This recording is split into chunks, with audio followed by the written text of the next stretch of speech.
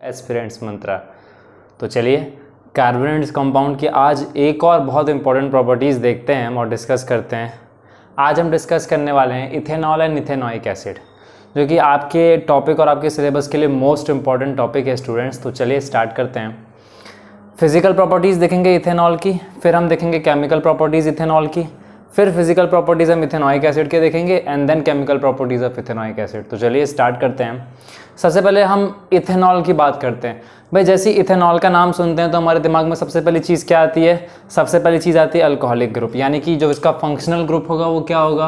वो होगा OH-, right, यानी कि हाइड्रोक्सिल ग्रुप इससे अटैच है कहीं ना कहीं।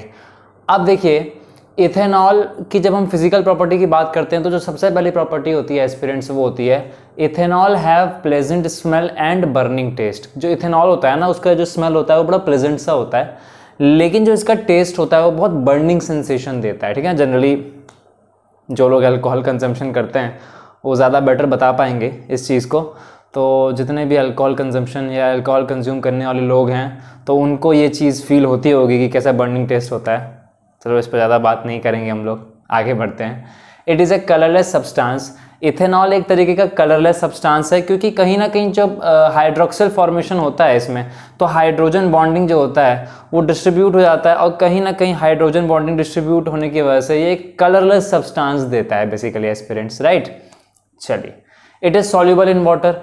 अच्छा, अब ये सॉल्युबल इन वाटर है। एक एग्जाम में आपसे पूछा गया क्वेश्चन है CBSE में, why ethanol is soluble in water. तो ये वाई बड़े क्लियर होने चाहिए साइंस में, तभी साइंस पढ़ने का मजा है एस्पिरेंट्स। तो इथेनॉल पानी में इसलिए सॉल्युबल है क्योंकि इसका जो फंक्शनल ग्रुप है वो हाइड्रोक्सिल है, और हाइड्रोक्सिल ग्रुप क्या करता है? OH- आयन कंसंट्रेशन रिलीज करता है, जो कि इजीली डिसॉल्व हो सकते हैं पानी के अंदर में। ठीक है, OH बॉन्ड फॉर्मेशन बनाएंगे ना, ये हाइड्रोक्सिल ग्रुप बनाएंगे, तो बस इसीलिए it is a soluble in water. अच्छा, नेक्स्ट प्रॉपर्टी देखते हैं। It is volatile and its boiling point is 351 kelvins. What is the meaning of volatile? Volatile का मीनिंग सिंपल ये होता है एस्पिरेंट्स की ऐसा कोई भी केमिकल कंपाउंड या केमिकल सब्सटेंस जो कि कम टेम्परेचर या फिर लो टेम्परेचर पे तुरंत बॉयल हो जाए, ऐसे सब्सटेंसेस को हम वॉलेटाइल सब्सटेंसेस कहते हैं। ठीक है, यानी कि दो substances whose boiling point is very low and who boils at a very low temperature are known as volatile substances, right। यानी कि इसका volatile temperature यानी कि इसका boiling point जो होगा एस्पिरेंट्स वो कितना होगा? 351 Kelvin's.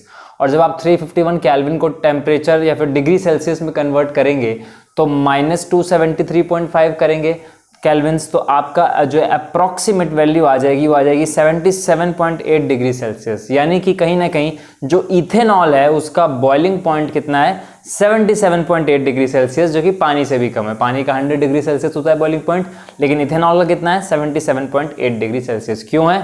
Because of hydroxyl group attach to each OH- ion concentration, और ये वॉलेटाइल सब्सटेंस है तो ये इजिली बॉयल हो जाता है। ठीक है, चलिए, और ये न्यूट्रल कंपाउंड है। न्यूट्रल कंपाउंड क्यों है भाई? न्यूट्रल मतलब जिसका pH 7 के आसपास हो, राइट एस्पिरेंट्स। तो कहीं ना कहीं जो इथेनॉल होता है, अगर मैं बात करूं 100% प्योर इथेनॉल, तो you can write it down, और आप ये अपना एक पॉइंट बना के नोट कर सकते हैं। जो प्योर इथेनॉल होगा यानी कि जो 100% इथेनॉल होगा एस्पिरेंट्स, उसका pH जो होता है वो 7.7 होता है। 7 to 7.7 pH होता है 100% इथेनॉल का। चलिए, तो हमने कुछ फिजिकल प्रॉपर्टीज देखी इथेनॉल की, आगे डिस्कस करते हैं केमिकल प्रॉपर्टीज ऑफ इथेनॉल। तो देख, केमिकल प्रॉपर्टीज की जब बात करेंगे तो यहाँ पे हम दो इंपॉर्टेंट रिएक्शंस देखेंगे इथेनॉल का। पहला सोडियम के साथ, और दूसरा देखेंगे कि कैसे डिहाइड्रेशन होता है अल्कोहल्स का, या फिर इथेनॉल का डिहाइड्रेशन कैसे होता है। चलिए देखते हैं। सबसे पहले जब हम इसको सोडियम के साथ रिएक्ट करेंगे तो मैंने क्या किया? सोडियम एटम लिया और इसके साथ में मैंने बेसिकली इथेनॉल को रिएक्ट करवाया। तो एस्पिरेंट्स क्या होगा? जैसे ही सोडियम एटम के साथ इथेनॉल रिएक्ट करेगा, ये सोडियम इथॉक्साइड बना देगा, और सोडियम इथॉक्साइड एक तरीके का स्ट्रॉन्ग बेस होता है जिसका इंडस्ट्रियल और केमिकल यूज जो है वो काफ़ी वास्ट है। तो सोडियम इथॉक्साइड आपका बना, और हाइड्रोजन गैस इवॉल्व हो गई जो कि अलग से निकल गई। देखा आपने, यानी कि पहला रिएक्शन हमने देखा केमिकल प्रॉपर्टीज में, जब इथेनॉल सोडियम के साथ रिएक्ट करता है तो ये सोडियम इथॉक्साइड बनाएगा and sodium ethoxide act as a strong base for industrial uses. Clear?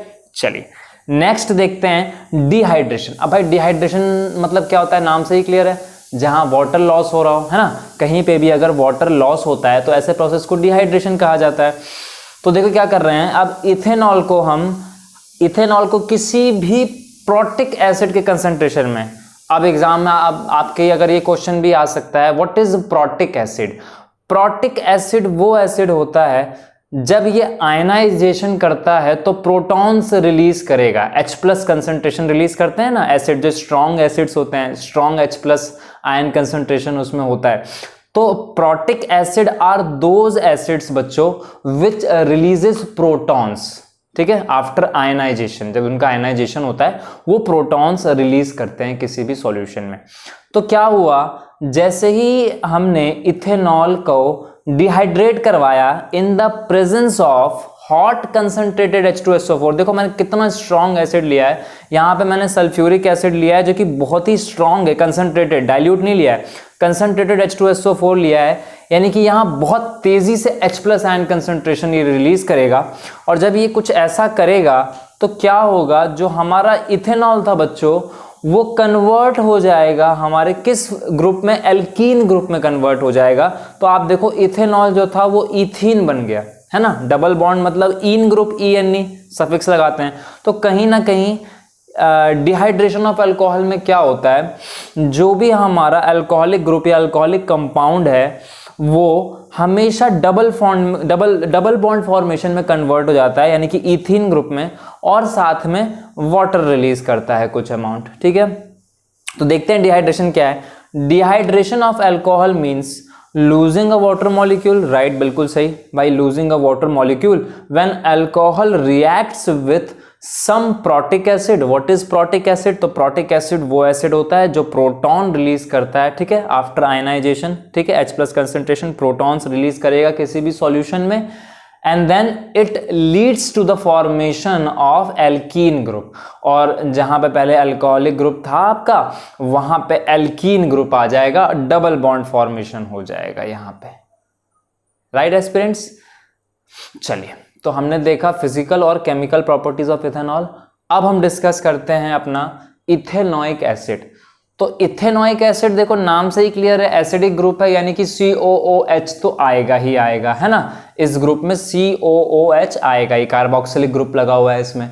तो देखते हैं सबसे पहले physical properties of ethanoic acid. It is a colourless liquid having sour taste and having a smell of vinegar, ठीक है, यानी कि ये भी एक तरीके का कलरलेस लिक्विड है बच्चों, जिसका सार टेस्ट होता है, ठीक है, क्योंकि जितने भी एसिड होते हैं जनरली दे हैव सार टेस्ट। अभी एसिड बेस एंड सॉल्ट में हम ये डिस्कस करेंगे, generally most of the acids have सार टेस्ट, ठीक है ना, खट्टा टेस्ट और सार टेस्ट होता है। Having sour taste and have a smell of vinegar, इसमें से विनेगर की स्मेल आती है।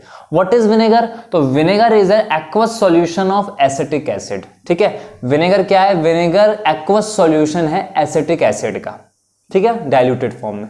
चलिए पहली प्रॉपर्टी देखिए। दूसरी, it's boiling point is 391 Kelvin's. अब देखो इसकी जो बॉइलिंग पॉइंट है इथेनॉइक एसिड की, ये वाटर से ज्यादा है। देखो वाटर की 100 डिग्री सेल्सियस होती है ना, तो इसकी 117.85 डिग्री सेल्सियस है। हमने देखा था कि इथेनॉल का बॉइलिंग पॉइंट 100 से भी बिलो था, अप्रोक्सीमेटली 77.8 डिग्री सेल्सियस था। लेकिन इथेनॉइक एसिड की जब बात होगी तो इसका बॉइलिंग पॉइंट जो है वो 117.85 डिग्री सेल्सियस होता है, राइट। चलिए अगली property, when pure ethanoic acid is frozen. अब जब हम प्योर इथेनॉइक एसिड को फ्रीज करेंगे, ठीक है, अपने फ्रीजिंग पॉइंट पे इसके, then it forms a colourless ice like solid. तो ये एक कलरलेस आइस लाइक सॉलिड बनाएगा, और वो जो सॉलिड बनाएगा उसको हम ग्लेशियल एसिटिक एसिड बोलते हैं। एग्जाम में ये क्वेश्चन आएगा, why frozen form of ethanoic acid is known as glacial acetic acid. तो होता क्या है, जब एस्पिरेंट्स हम आपके इथेनॉइक एसिड को फ्रीज करते हैं, ठीक है ना, इसके फ्रीजिंग पॉइंट पे, तो फ्रीज होने के बाद ये छोटे छोटे क्रिस्टल अपीयर्स करता है अपने सरफेस पे, यानी कि क्रिस्टल फॉर्मेशन शो करता है। और वो क्रिस्टल कुछ इस तरीके से चमकते हैं जैसे कि लगता है ग्लेशियर, है ना, ग्लेशियर्स देखा है आप लोगों ने एस्पिरेंट्स, तो ग्लेशियर की तरह चमकते हैं। इसी वजह से इसका नाम जो है वो पड़ा ग्लेशियल एसिटिक एसिड।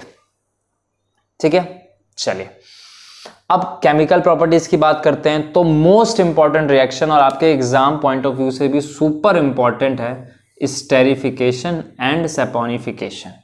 ये रिएक्शंस ऑलमोस्ट आपके एग्जाम्स में जब भी ये चैप्टर आएगा एस्पिरेंट्स हमेशा पूछे जाएंगे, आपके सब्जेक्टिव पेपर्स में भी और एमसीक्यू फॉर्मेशन में भी पूछ सकते हैं। तो चलिए देखते हैं व्हाट इज स्टेरिफिकेशन। तो esterification is the reaction, basically ये कि ऐसा रिएक्शन है in which two reactants, one is acid and one is alcohol. हम क्या करते हैं स्टेरिफिकेशन में, हमने एक एसिड लिया यानी कि इथेनॉइक एसिड और एक हमने अल्कोहल लिया यानी कि इथेनॉल। तो हम इथेनॉइक एसिड को इथेनॉल के साथ बच्चों रिएक्ट करा रहे हैं। तो when we react ethanoic acid with ethanol it gives us ethyl ethanoate, और यही जो आपको कंपाउंड दिख रहा है इथाइल इथेनोएट, इसी का दूसरा नाम है ईस्टर। इसी को ईस्टर कहा जाता है। ईस्टर का जनरल रिप्रेजेंटेशन होता है R, COOR dash, where R is hydrogen group और R dash is alkyl group. ठीक है ना, इसमें आपके एराइल ग्रुप्स भी अटैच होते हैं। अगर हम बेंजोएट वगैरह की बात करें जो साइक्लिक कंपाउंड्स बनाते हैं तो वो एराइल ग्रुप है, और सिंपली जो एक चेन बनाएंगे वो एल्काइल ग्रुप्स हैं। तो एराइल एंड एल्काइल ग्रुप भी इसमें अटैच होते हैं जनरल रिप्रेजेंटेशन में, और ये इसका रिप्रेजेंटेशन होता है। ठीक है, तो फिर से बताता हूं हमने क्या किया। हमने ईस्टर बनाया, एक कंपाउंड जो कि स्वीट स्मेलिंग कंपाउंड होता है, जिसके बहुत सारे इंडस्ट्रियल यूजेस हैं एस्पिरेंट्स। कैसे बनता है ester? When we react ethanoic acid with ethanol, जब हम किसी भी एक एसिड को एक अल्कोहल के साथ रिएक्ट करते हैं, यानी कि when we react ethanoic acid with ethanol, हमको जो अपना एंड प्रोडक्ट मिलेगा बच्चों वो मिलता है इथाइल इथेनोएट।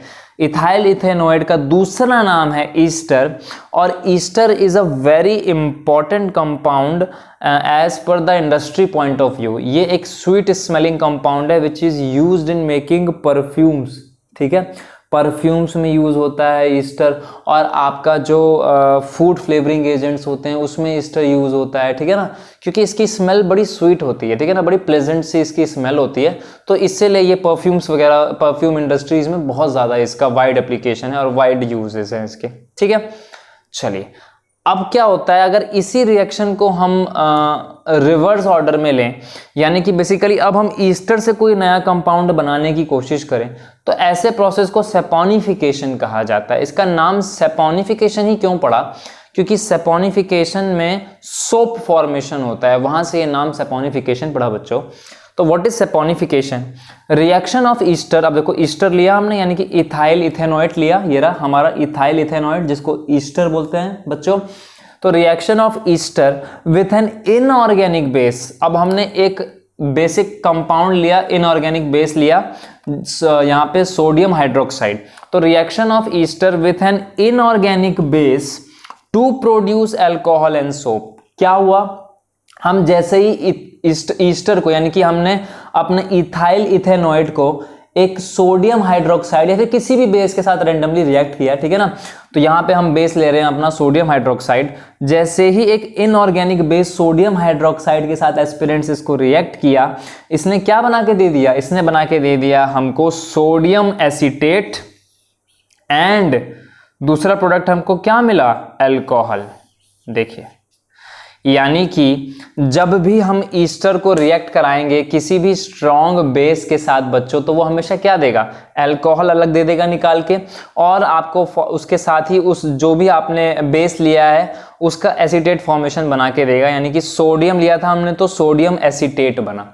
और यही जो चेन आप देख रहे हो सोडियम एसीटेट की, जब इसको हम लार्ज स्केल पे बात करते हैं, यानी कि इसमें जब कार्बन और हाइड्रोजन एटम्स की प्रेजेंस बहुत ज़्यादा अमाउंट में होती है और जब लॉन्ग चेन बनता है, तो इसी को सोप फॉर्मेशन कहा जाता है। आगे हम पढ़ेंगे सोप्स कैसे बनते हैं।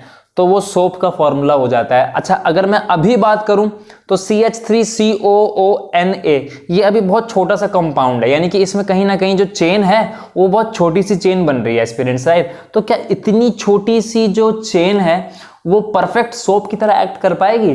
बिल्कुल भी नहीं।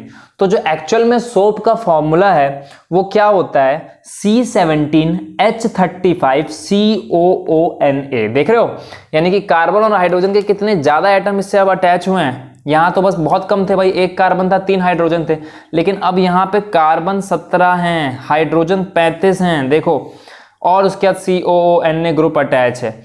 यानी कि ये क्या है भाई? ये केमिकल फॉर्मूला है सोप का, C17H35COONA। और सोप बनता कैसे है? तो with the help of stearic acid. एक स्टेरिक एसिड होता है जिसका जनरल फॉर्मूला होता है C18H36O2। तो इसी स्टेरिक एसिड को रिएक्ट किया जाता है इस स्मॉलेस्ट चेन के साथ में, ताकि एक लॉन्ग चेन बन सके। और जब लॉन्ग चेन बनेगी तो उसमें क्या होगा? जो पार्टिकल हैं वो डिसोसिएट होंगे, हाइड्रोफोबिक एंड भी इसका स्ट्रांग होगा। तो जो डर्ट पार्टिकल्स होंगे बेसिकली उसको आसानी से कपड़ों से अलग किया जा सकता है। तो ऐसे सारे प्रोसेसेस हम देखेंगे अपनी नेक्स्ट क्लास में जब हम सोप्स एंड डिटर्जेंट डिस्कस करेंगे। तो हमने आज क्या देखा? हमने भाई देखा physical and chemical properties of ethanol and then physical and chemical properties of ethanoic acid. तो आई होप आज की क्लास आपको समझ आई होगी और इंटरेस्टिंग लगी होगी। आई होप आपने इसका स्क्रीनशॉट भी ले लिया होगा। चलिए, thanks for joining aspirants Mantra.